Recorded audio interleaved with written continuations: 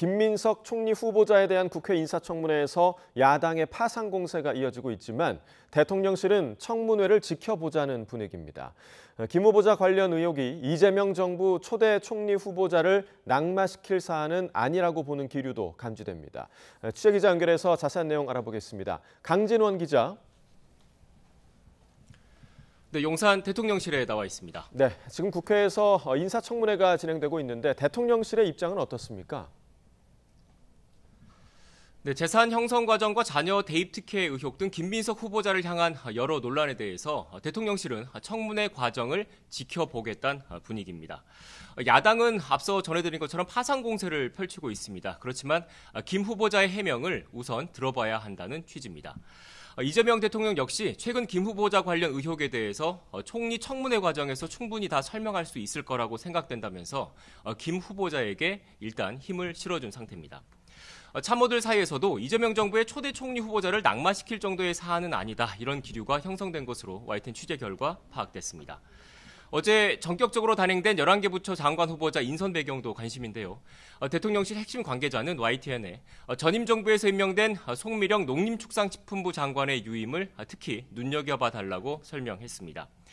도덕적으로 문제가 없고 능력만 있다면 보수와 진보를 가리지 않고 중용하겠다는 메시지를 공직사회에 던진 거란 취지인데요.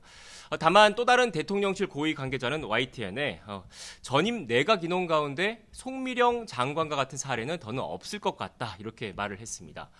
또 어제 발표한 장관 후보자는 지금까지 검증을 통과한 사람을 모두 공개한 거라며 나머지 후속 인선 결과 발표는 시간이 좀 더 걸릴 것 같다라고 전망했습니다.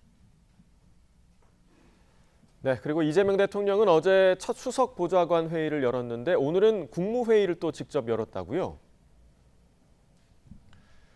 네, 이 대통령은 오늘 오전 10시부터 용산 대통령실에서 취임 이후 네 번째로 국무회의를 직접 주재하고 있습니다.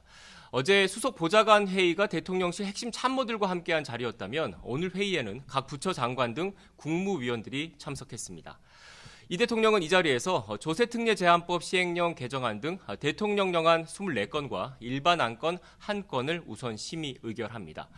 이어서 취약계층을 위한 물가, 민생 안정 대책을 집중적으로 논의할 것으로 예상됩니다. 이재명 대통령은 비공개 회의 전 모두 발언에서 대한민국을 포함해 전 세계 상황이 매우 어렵다고 평가했습니다. 불안정한 중동 정세와 침체 상태인 국내 경제 상황 등을 두루 염두에 둔 발언으로 보이는데요. 이 대통령은 특히 위기는 가난하고 힘없는 사람에게 큰 고통을 준다며 취약계층의 피해가 가중되지 않도록 세심한 배려가 필요하다고 강조했습니다. 중동발 변수 등으로 유가를 비롯해서 물가가 뛰고 우리 경제가 타격을 입을 수 있는 상황에 대비해야 한다, 이런 취지로 해석이 되고 있습니다. 이 대통령은 또 내일 6.25 전쟁 75주년을 앞두고 보훈의 중요성도 거듭 강조했습니다. 대한민국을 지키기 위해 특별한 희생을 치른 분들을 충분히 보상하고 예우하는지를 다시 점검하고 가능한 방법을 더 찾았으면 좋겠다고 말했습니다. 또 평화가 곧 경제이고 평화가 밥이다라면서 한반도의 평화체계를 구축하고 안보를 튼튼하게 하는 게 중요하다고 강조했습니다.